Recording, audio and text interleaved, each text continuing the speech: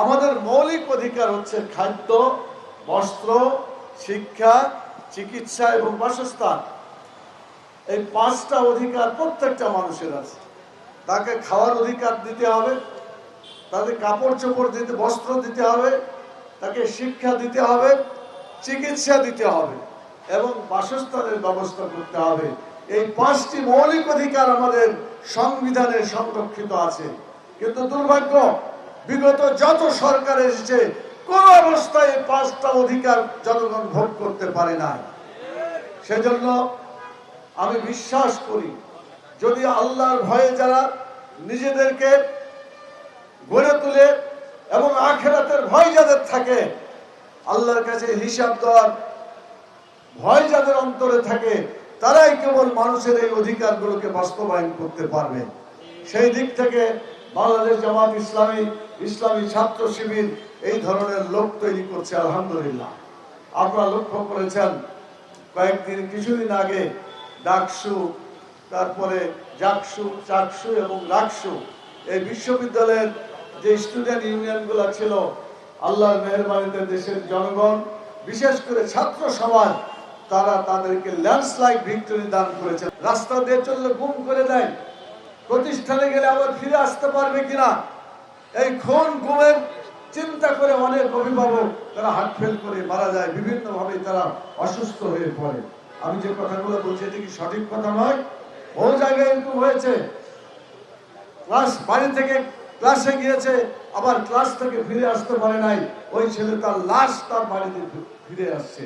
এই জন্য দেশের সামগ্রিক পরিস্থিতি বিবেচনা করে দেশেরও চিকিৎসা হওয়া দরকার। বাংলাদেশ দীর্ঘদিন ধরে এই অসুস্থ রোগে ভুগছে। আপনাকে দেশের চিকিৎসা করতে রাজি আছেন? দেশের চিকিৎসা হলে জনগণের চিকিৎসা হবে অটোমেটিক ইনশাআল্লাহ। আমরা দেখছি 54 বছরের ইতিহাসে এখানে সত্যিকার মানুষ তার অধিকার ফিরে পায় না। খাদ্যের অধিকার নাই, বস্ত্রের অধিকার নাই, শিক্ষার অধিকার নাই, চিকিৎসার অধিকার নাই, বাসস্থানের অধিকার নাই। আপনি প্রেস ক্লাবে যান, দেখবেন সেখানে শত শত নয়, হাজার হাজার শিক্ষক আজকে তারা পথে বসে আছে। কারো এমপিওভুক্ত হয় না, কারো বেতন পায় না, বিভিন্ন সমস্যায় তারা জর্জরিত, কোনো উপায় না পেয়ে এসে তারা প্রেস ক্লাবের সামনে অবস্থান করছে। দিনের পর দিন, সপ্তাহের পর সপ্তাহ, মাসের পর মাস তারা সেখানে অবস্থান করছে, অথচ তাদের কোনো সত্যিকার ভাবে সুরাহা করতে পারছে না। দেশের সরকার যদি ভালো হতো, সরকার যদি জনগণের প্রতি দায়িত্বশীল হতেন, তাহলে বলেন এরকম অবস্থা কি হতো? মোটেই হতো না। সেই জন্য আগামী দিনে একটা ভালো সরকার আমাদেরকে তৈরি করতে হবে। রাসূল সাল্লাল্লাহু আলাইহি ওয়াসাল্লাম বলেছেন, ভালো সরকার হচ্ছে ওই সরকার যে সরকার জনগণকে ভালোবাসে এবং জনগণও সরকারকে ভালোবাসে, এটার নাম হলো ভালো সরকার। আর খারাপ সরকার হচ্ছে সেই সরকার যে সরকার জনগণকে ভালোবাসে না এবং জনগণও সরকারকে ভালোবাসে না। আপনারা কি ভালো সরকার পেতে চান? তাহলে আপনাদেরকে দুটা শর্ত পালন করতে হবে, যে আমরাও সরকারকে ভালোবাসবো, সরকারও আমাদেরকে ভালোবাসবে। এবং এই সরকার ইসলামী সরকার ছাড়া আর কোন সরকার এভাবে ভালো সরকার হওয়ার কোন যোগ্যতা রাখে না। এটা পরীক্ষিত হয়ে গেছে। দীর্ঘ 54 বছর ইতিহাসে এই ধরনের কোন সরকার আসে না। আপনারা দেখেছেন এই 54 বছরে একটা দল 4 বার ক্ষমতায় এসেছে, আরেকটা দল 3 বার ক্ষমতায় এসেছে, আরো খুচরা দল 2 বার ক্ষমতায় এসেছে।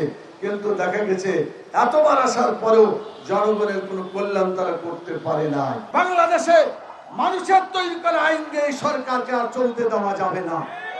কোরআনের আইন দিয়ে যদি দেশ চলে, আল্লাহর বিধান অনুযায়ী যদি সরকার চলে, তাহলে ইনশাআল্লাহ অনেক যেসব কাজ অতীতে হয় নাই, মানুষের কল্যাণের জন্য সকল কল্যাণ এবং বারাকা বাংলাদেশের উপর নাজিল হবে ইনশাআল্লাহ।